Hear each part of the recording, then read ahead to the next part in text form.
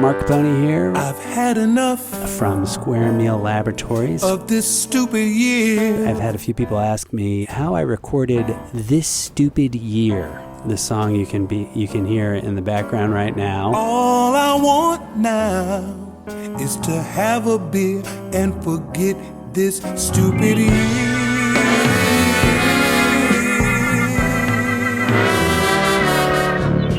I've had enough. I wanted to record something that sounded like it was recorded back in the day, the way they used to do it, back in the old days. And I'm going to walk you through how I did it. Incidentally, that song did win me the 2021 Best Jazz Song Whammy Award. I've got my trophy right here. Check it out. Very nice. This Stupid Year, Best Jazz Song 2021, Washington Area Music Award, aka The Whammies. All right, let's get down to it. I wanted it to sound like an old group, so, I decided how many people were at the recording session, quote unquote, and I didn't add people in and take things away. It stays consistent throughout. So in this tune, I have a piano, I have an organ, I have a drummer, I have bass, and I have some sleigh bells.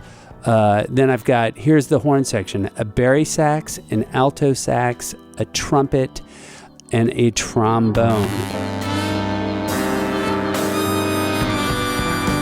The first thing I did was I recorded the piano part, and this is significant. I recorded it without a metronome. I used no click.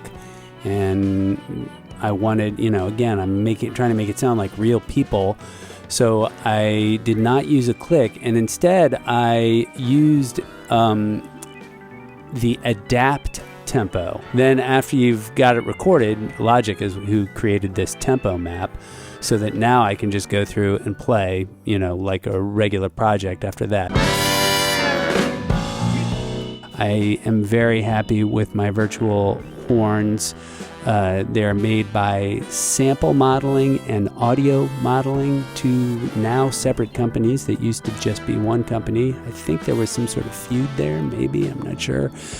I'm going to show you trumpet right now, and it's pretty amazing. I use it with a TEC breath controller here, and the TEC breath controller allows me to blow into the mouthpiece to control expression. You can also bite on the mouthpiece, and that I use that to control vibrato. You can also tilt your head forward and tilt your head side to side.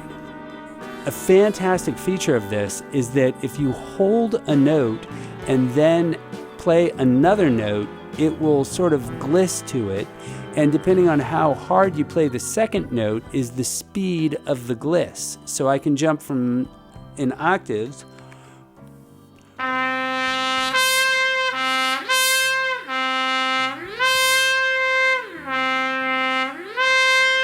add some vibrato by biting.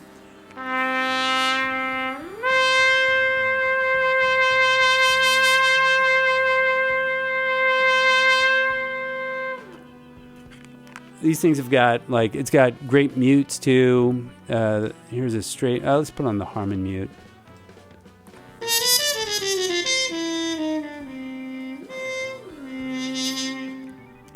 Here's flutter tongue. I'm going to assign, I'll show you how so this TEC thing now, this is what controls the breath controller. So I'm going to go over here to the tilt. There we go. So that now if I assign this to flutter, you can see, looking here, as I move my head to I can control how much flutter I want by tilting my head that way.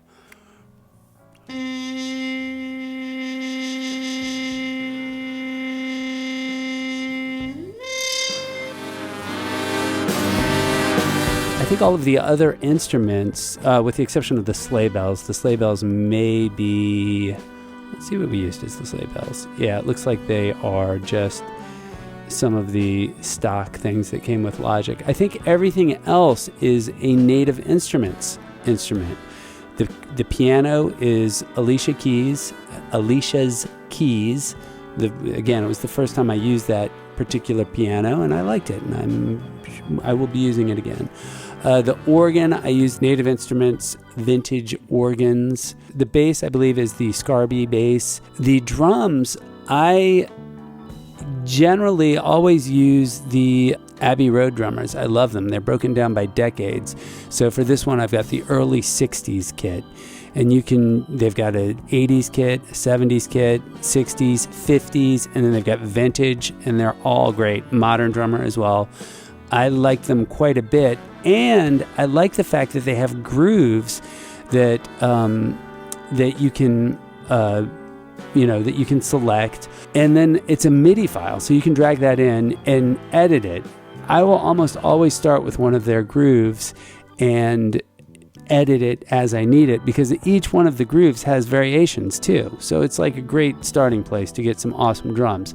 However, in this particular track, I couldn't find anything that really worked, that I thought worked with my with this 12/8 groove, which surprised me, because they've got a lot of grooves to choose from, and this is not, the most unusual groove, but there was nothing there. So the way that I recorded the drums in that situation, and it happens occasionally, I'll do one pass with basically the kick and snare, and then I'll do another pass with basically the cymbals, which my left hand would probably just be doing the hi-hat, the foot portion of the hi-hat, especially in a tune like this.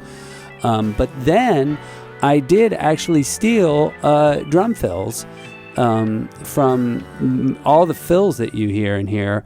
I did, taking fills from the, or most of them, the fancy ones. I took fills from the groove selector there, and then I will chop them up and just sort of shrink them, or just take little tiny slices and piece them together in other ways and create the fills.